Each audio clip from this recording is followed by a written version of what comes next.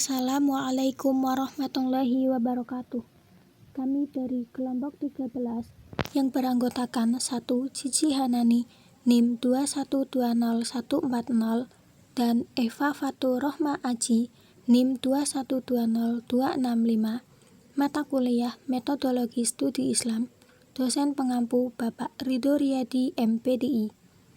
Kami akan memaparkan materi mengenai model penelitian ilmu hadis. Pengertian hadis.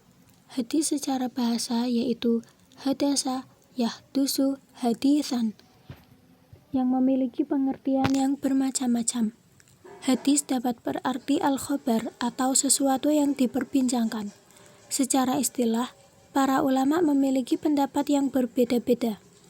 Namun demikian, kalangan jumhur ulama umumnya berpendapat bahwa hadis, sunnah, khobar, dan athar tidak ada perbedaannya, yaitu sesuatu yang dinukilkan dari Rasulullah SAW, sahabat, dan para tabi'in berupa ucapan, perbuatan, maupun ketetapan, baik dilakukan sewaktu-waktu saja maupun lebih sering dan banyak diikuti oleh para sahabat. Fungsi hadis. Fungsi hadis terhadap Al-Quran adalah sebagai bayan dan muhakkik atau penjelas dan penguat bagi Al-Quran. Tidak hanya itu, hadis Rasulullah telah menetapkan hukum baru yang tidak ditetapkan di dalam Al-Quran. Karena pada Al-Quran terdapat ayat-ayat yang memerintahkan kepada orang-orang yang beriman untuk taat secara mutlak pada apa yang diperintahkan dan dilarang Rasulullah serta mengancam orang-orang yang menyelisihi Rasulullah. Latar belakang penelitian hadis. Hal-hal yang melatar belakangi penelitian hadis diantaranya: 1. Hadis sebagai sumber agama Islam. Tanpa Al-Quran dan hadis, seorang muslim tidak dapat mendalami agama Islam. Yang kedua, sejarah dokumentasi hadis. Yang ketiga, metode periwayatan hadis. Dari zaman Nabi telah ada metode yang dilakukan untuk meneliti hadis. Oleh sebab itu, hingga sekarang ini juga membutuhkan metode yang perlu dilaksanakan untuk mengetahui periwayatan hadis.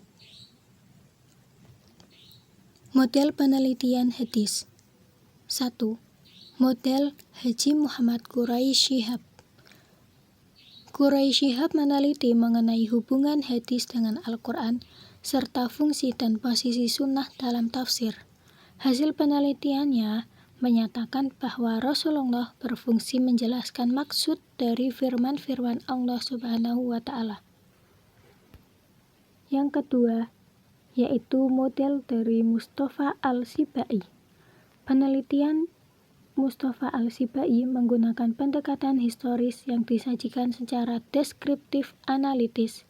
Hasil penelitian yang dilakukan antara lain mengenai sejarah proses terjadi dan tersebarnya hadis mulai dari Rasulullah sampai terjadinya pemalsuan hadis dan usaha para ulama untuk membendungnya. Yang ketiga, yaitu dari Muhammad Al-Ghazali. Jenis penelitian yang dilakukan oleh Muhammad Al-Ghazali adalah penelitian eksploratif, yaitu membahas, mengkaji, dan menyelami sedalam-dalamnya berbagai persoalan aktual yang muncul di masyarakat, untuk kemudian diberi status hukumnya dengan berpijak pada konteks hadis tersebut. Yang keempat, yaitu dari Zain al-Din Abdul Ar-Rahim bin Al-Husain Al-Iraqi.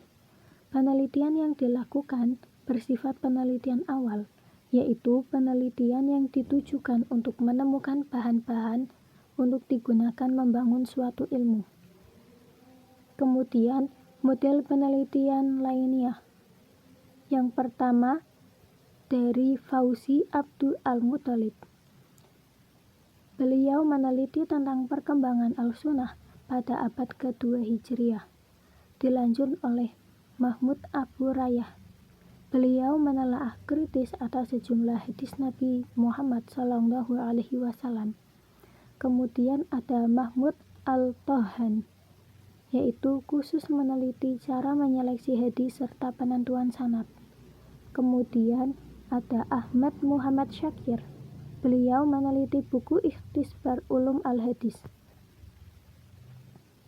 Sekian dari kelompok kami, kurang lebihnya mohon maaf. Terima kasih. Wassalamualaikum warahmatullahi wabarakatuh.